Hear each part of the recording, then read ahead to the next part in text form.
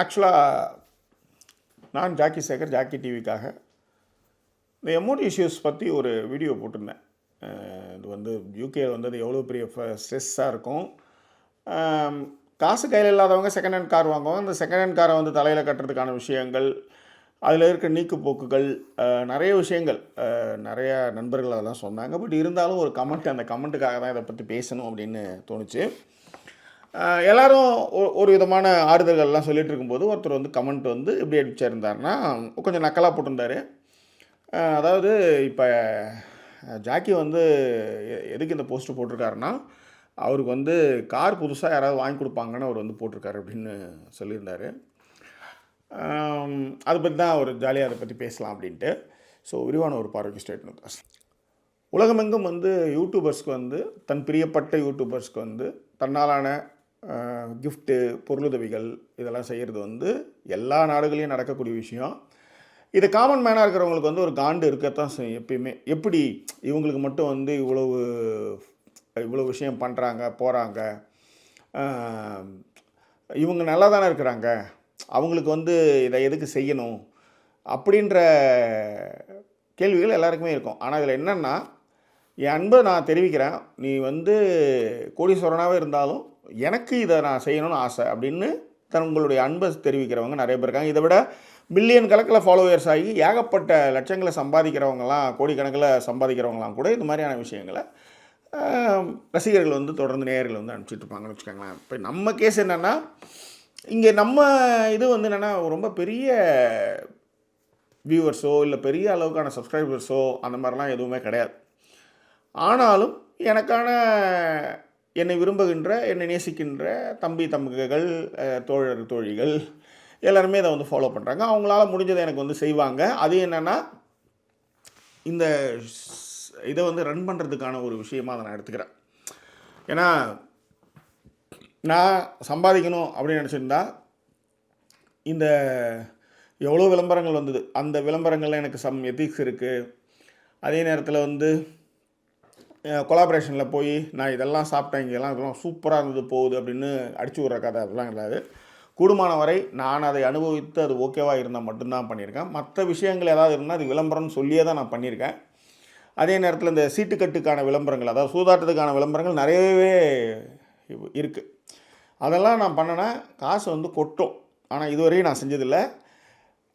தமிழ்நாட்டில் லாட்ரி கிடையாது, இங்கே லாட்ரி உண்டு. இங்கே வந்து ஃபேமிலியாக வந்து சூது விளையாடுவாங்க.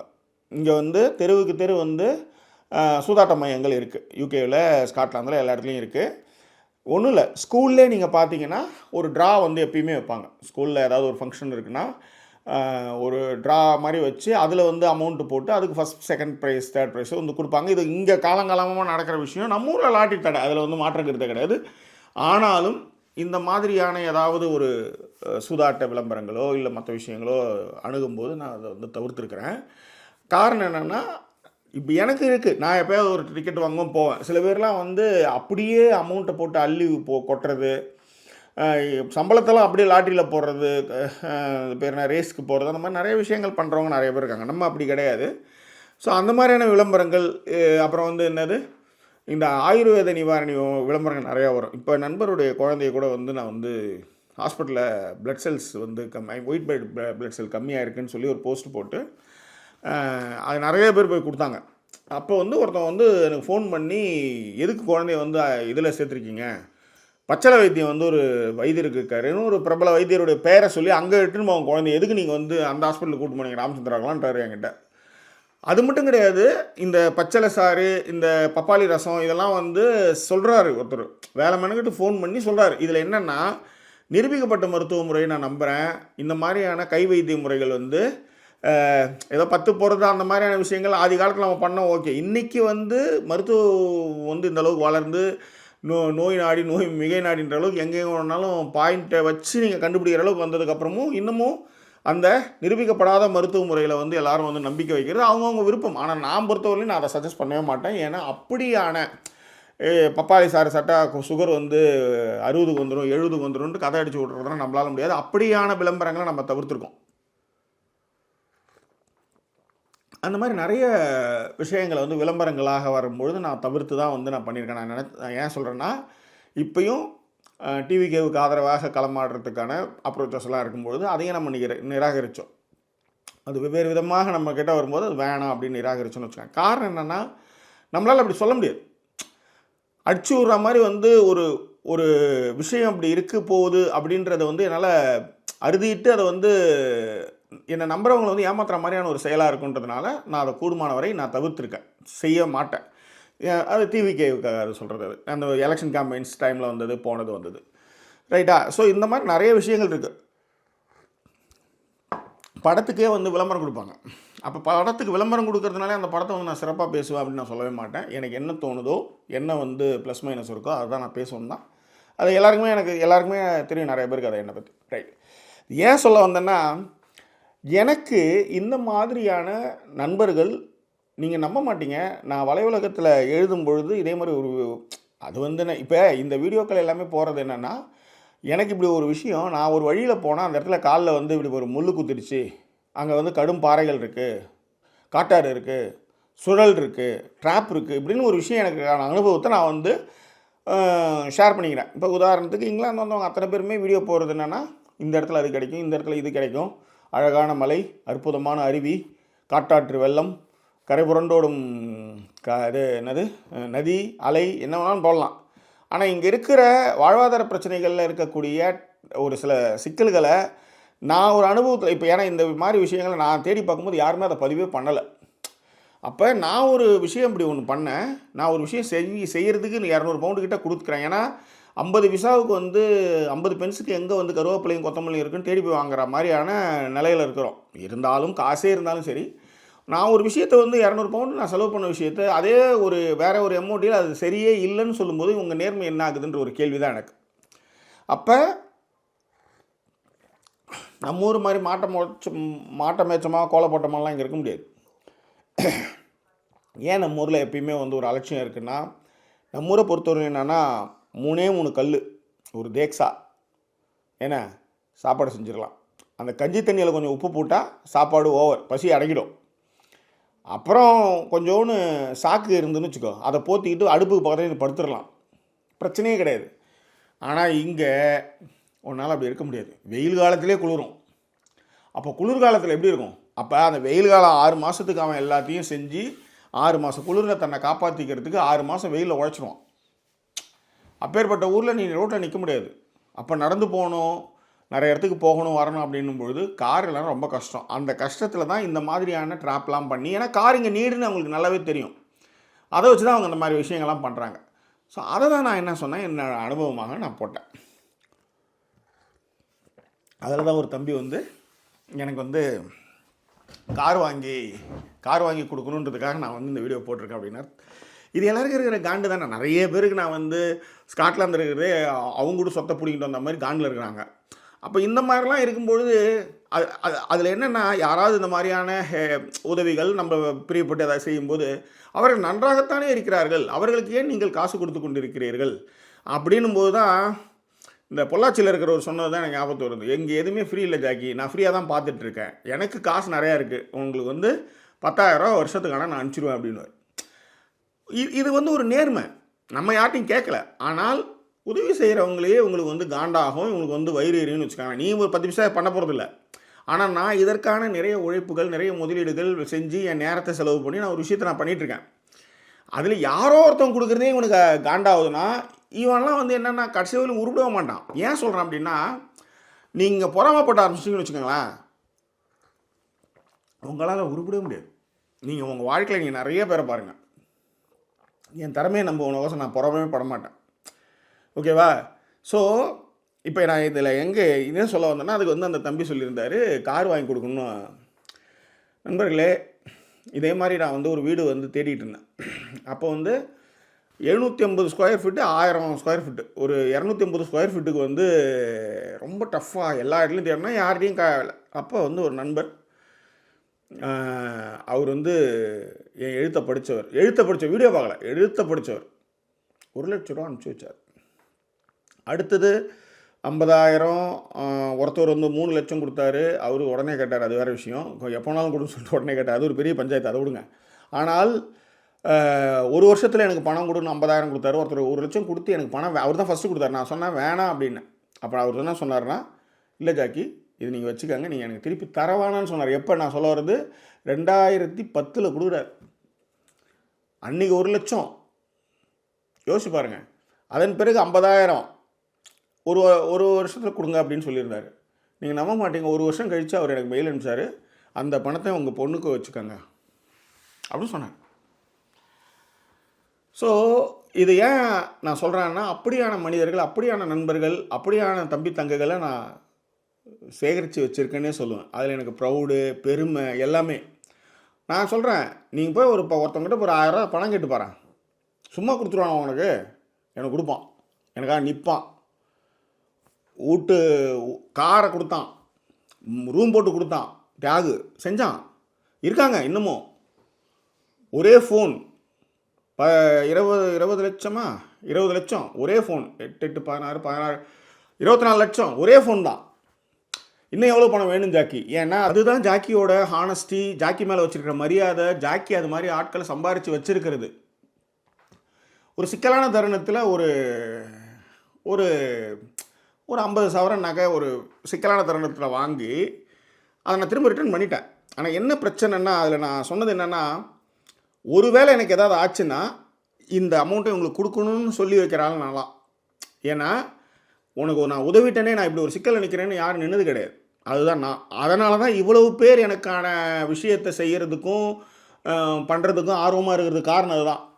ஒரே ஒரு விஷயம் மட்டும் சொல்லி நிறைவு செய்கிறேன். ஏன்னா அந்த பதிவில் வந்து அவர் வந்து விளையாட தான் போட்டிருந்தார். பட் ஆனால் அது இன்னும் கொஞ்சம் நான் ரொம்ப உடஞ்சி போனப்போ அது கொஞ்சம் இதுவாக இருந்துச்சு. ஆனால் ஒரு பெருமையாக தான் சொல்லணும் அப்படின்னு. சரி, இது ஒரு பெருமையான ஒரு விஷயமா நம்ம வந்து ஒரு வீடியோவை பண்ணும் அப்படின்னு தான் நான் பண்ணுறேன். அப்போ என்னாச்சுன்னா, அந்த நிறைய பேர் வந்து என்ன பண்ணுவாங்கன்னா,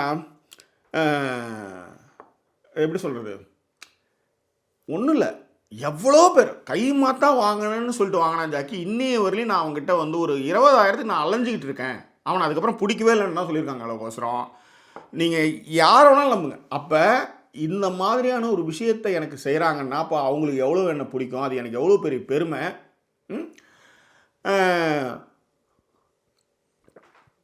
அவர் காமெடியாக போட்டிருந்தார், நானும் அதை காமெடியாக தான் பண்ணணும் பேசணுன்னு தான் பேசிட்டு தான் இருக்கேன்னு நினைக்கிறேன். கொஞ்சம் எமோஷனலாகி நடுவில் பழைய கதைகள்லாம் போனதுமே எனக்கு டக்குன்னு பழைய நண்பர்களாக நினைக்க தோணுச்சு.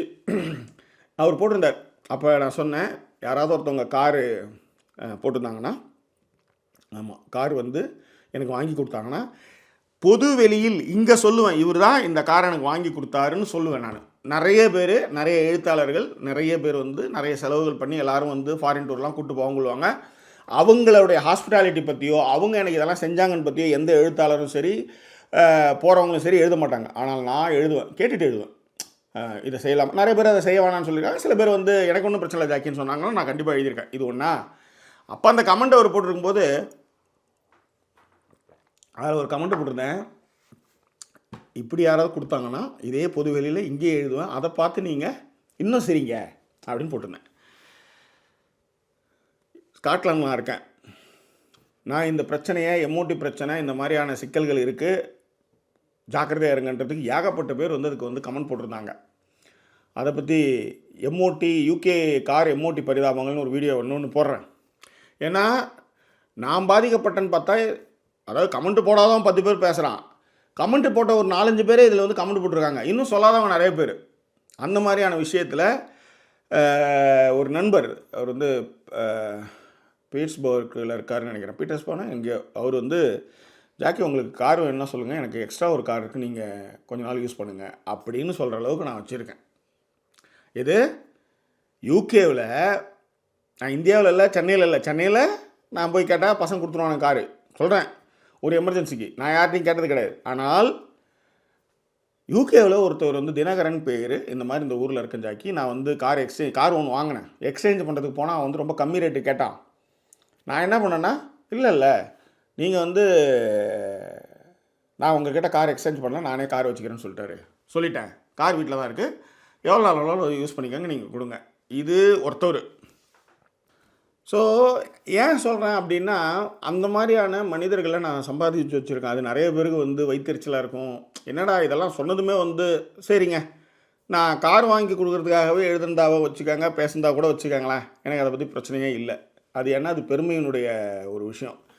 இதில் என்னென்னா, நான் கார் கேட்கல.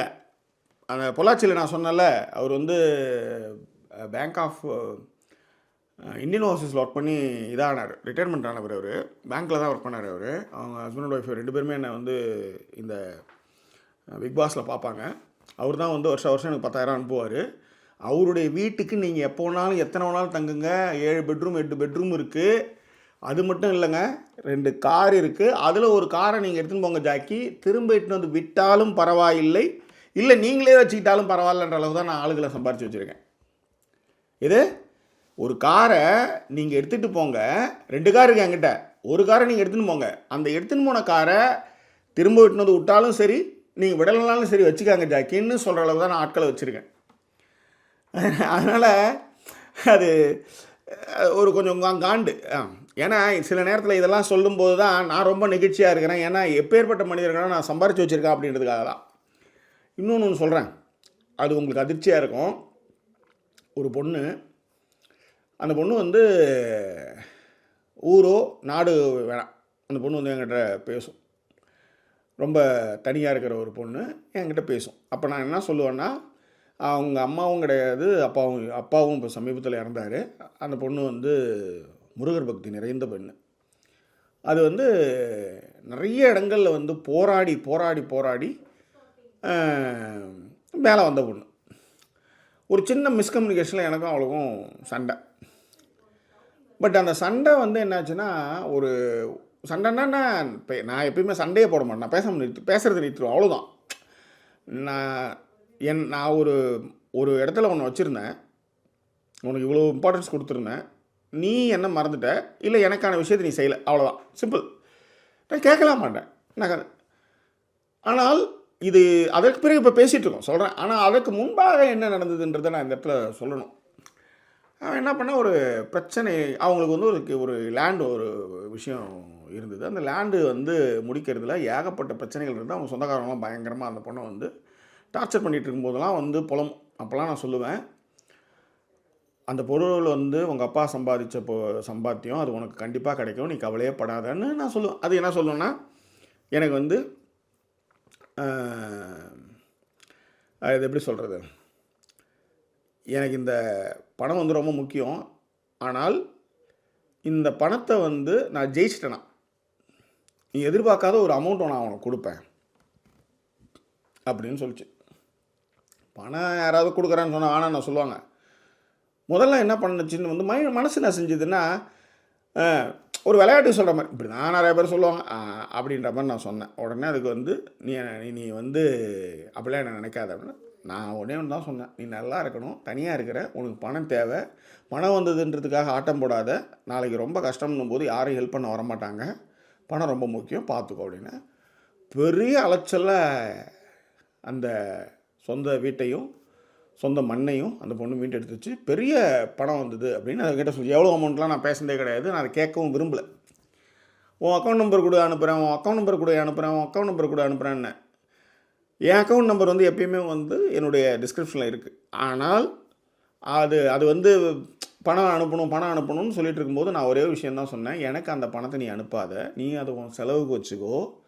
இன்றைக்கி ஒன்று அது வந்து உனக்கு வந்து கொடுக்குற அளவில் வரும், உனக்கு ஒரு வருமானம் கிடையாது, எனக்கு அந்த பணம் வேணாம் அப்படின்னு சொன்னவன் நான்.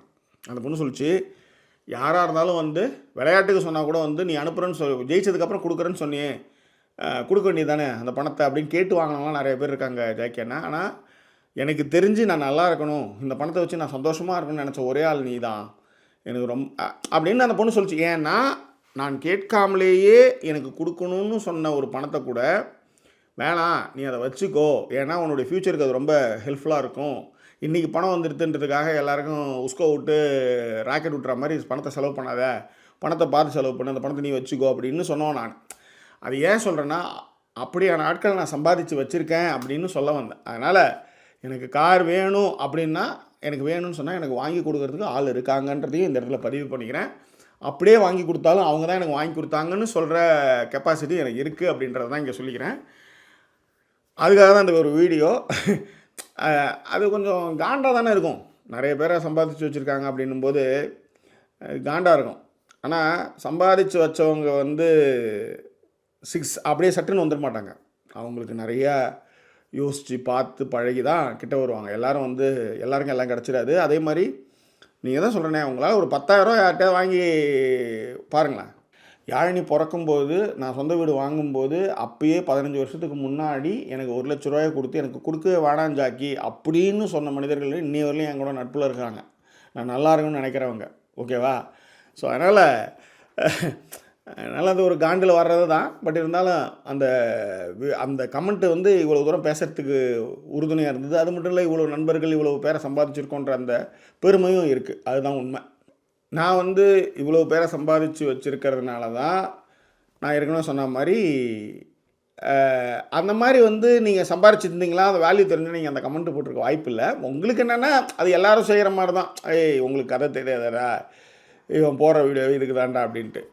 அந்த மாதிரி பார்த்தா நான் நிறைய வீடியோ போட்டுட்ருக்கேன். நான் நிறைய விஷயங்களை நிறைய சிக்கல்களில் மாட்டதுன்னு நான் நிறைய செஞ்சுருக்கிறேன். அதுதான் மேட்ரு. அதை தான் நான் ஏற்கனவே சொன்ன மாதிரி தான், எல்லாமே ஒரு ஃபோன் தான். என்னால் முடியலன்னா யார்கிட்ட கேட்கணும்னு எனக்கு நல்லா தெரியும். அவங்களுக்கு ஃபோன் பண்ணால் போதும், அவங்க எனக்கு செஞ்சு கொடுத்துருவாங்க. That's all. அப்படி தான் நான் வந்து மனிதர்களை இதுவரையும் சம்பாரித்து வச்சுருக்கேன். இன்னொன்றும் சொல்கிறேன், நேரில் கூட பார்க்கல. ஒரு கல்யாணம் இதில் பேர் என்ன, அமெரிக்காவில். யோசிச்சு பாருங்கள், இங்கேருந்து ஒரு 3 பேருக்கான செலவுகள், அந்த 3 பேருக்கான ஃப்ளைட் சார்ஜஸ்ஸு, தங்குற விஷயம் எல்லாம் செஞ்சு கொடுக்குறேன், நீங்கள் கல்யாணத்துக்கு வந்தால் போதும்னு சொல்கிற நண்பர்கள் எனக்கு இருக்காங்க. இவ்வளோ ஏன் நண்பர் நிசாமுதீன் வந்து எனக்கு முதல்ல பழக்கமாகும்போது அவர் தான் என்னை வந்து முதல்ல இங்கே வீட்டுக்கு வந்து டெஸ்லா காரில் கூப்பிட்டு போனார். அவர் ஃபஸ்ட்டு வந்து அவர் என்ன சொன்னார்னா, உங்கள் 3 பேருக்கு பிஸ்னஸ் கிளாஸ் டிக்கெட்டை போட்டு நான் வந்து மலேசியாவை கூப்பிடணும் ஜாக்கி, எனக்கு அங்கே நீங்கள் மலேசியா வரணும், எல்லா இடத்தையும் நீங்கள் சுற்றி பார்க்கணுன்னு எனக்கு ஆசை அப்படின்னார். பட் அவரை வந்து நான் வந்து இங்கிலாந்தில் சந்திப்பேனே நான் நினைக்கல. அதெல்லாம் வந்து ஒரு பெரிய ஆச்சரியமான விஷயம் அதெல்லாம். ஸோ அதுதான். அதனால் கூடுமான வரை வந்து பொறாமை கொள்ளாமல் நீங்கள் இருங்க, உங்களுக்கு அது மாதிரிலாம் நடக்கும். ஆனால் அது மாதிரி நண்பர்களை சம்பாதிக்கணும்னு நிறைய உழைக்கணும். அதுதான் உண்மை. இல்லைனா அப்படி வரமாட்டாங்க யாரும். அதுதான் அவர் என்ன நினச்சி அந்த கமெண்ட் போட்டாருன்னு தெரியல. ஆனால் நிதர்சனம் இதுதான். இது ஒரு பெருமையும் கூட. இப்படியான மனிதர்கள் நான் சம்பாதிச்சிருக்கேன் அப்படின்றது பெருமையிலும் பெருமை எனக்கு. அதை தான் வந்து உங்ககிட்டே அதெல்லாம் ஷேர் பண்ணலான்றதும், இந்த வீடியோ மூலமாக இன்னும் நிறைய விஷயங்கள் நம்ம வந்து ஒரு ஒன்றும் இல்லை, கொஞ்சம் உப்பில் வந்து மாங்காயை தொட்டு அப்படி சாப்பிட்டேன்னா சின்ன வயசில் அந்த புளியங்காய் மாங்காய் அடித்து துண்ணுது அதெல்லாம் ஞாபகத்து வரல. அந்த மாதிரி ஒரு கமெண்ட் வந்து டக்குன்னு அப்படியே போச்சு. பொதுவாக இதெல்லாம் ரெஸ்பாண்ட் பண்ணவே மாட்டேன். அதனால தான் இந்த கமெண்ட்டே நான் போடலை. ஆனால் இது மூலமாக நிறைய விஷயங்களை சொல்லலாம், யோசிக்கலாம், பேசலாம். அது ஒரு ஜாலியான ஒரு விஷயந்தான் அப்படின்ட்டு தான் இந்த எபிசோடை பண்ணேன். இது குறித்தான உங்களுக்கு கருத்துக்களை அப்படின்றவங்களை தெரியப்படுத்துங்க. வேறு என்ன, இன்னும் வேறு ஒரு எபிசோட உங்களை நான் சந்திக்கிறேன். அது ஒரு நன்றி கூறிவிடுவது உங்கள் ஜாக்கி சேகர். நன்றி, வணக்கம்.